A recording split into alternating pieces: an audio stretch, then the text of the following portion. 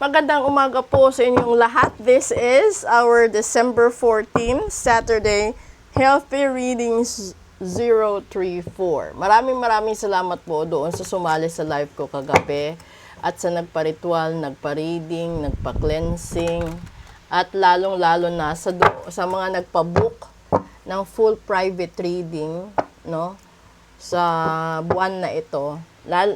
Doon naman sa mga taong nagtatanong regarding sa pagtanggal ng kamalasan, mas maganda po kasi meron pa isa tayong mga positive na energy, no, na magagamit this coming the 15, which is tomorrow.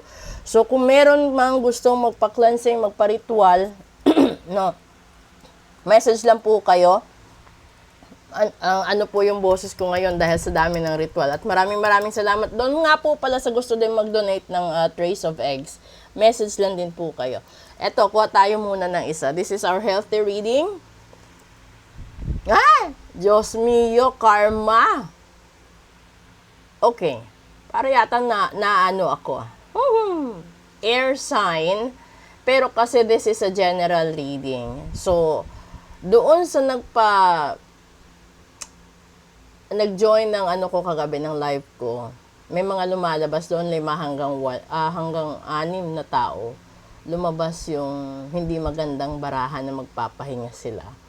And then ito lumabas din, 'di ba? So ibig sabihin, may mga tao talagang nagma-manifest na mawala kayo, magkaroon kayo ng bad karma. Tapos, yung iba naman, they deserve the good karma. Yun nga lang, lumalabas yung mga cards na hindi pa sapat yung nagawa ninyong kabutihan para ibigay sa inyo yung good karma. And ito kasi yung justice na ito.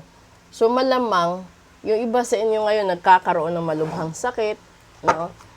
Na hindi ninyo alam, or minsan biglaan na lang kayo na-aksidente, biglaan lahat-lahat ng pangyayari, nalulugi, nagkakahiwalay, nagkakawatak-watak, nag-aaway. Sorry for that. Ito yung mga bagay na minsan hindi mo na alam sa sarili mo kung ano iisipin mo. Kapag ikaw yung tipo ng tao na nagkakasakit ka dahil sa barang, yung taong nagpabarang sa'yo, hindi ka bibigyan ng pagkakataon na magkakaroon ka ng pera. Hindi ka rin bibigyan ng pagkakataon na makatagpo ka ng makakatulong sa'yo para gamutin ka. Lahat ng bagay na para sa'yo, tatanggalin niya para magtagumpay siya. So ngayon, kung ikaw naman nagpagamot ka, nagparitual ka, at hindi mo tinapos yung dapat tapusin, lalong-lalo na sa dasal at sa mga perdon, no? Abangan mo yung karma mo. And this is just 11 days. So, kung i-add up natin yan ngayon, today is the 14th, plus 11 days, ibig sabihin nun, Pasko. Posible na hindi ka aabot ng Pasko, posible na mawala lahat sa'yo bago ang Pasko, lahat ng posible kasi this is karma.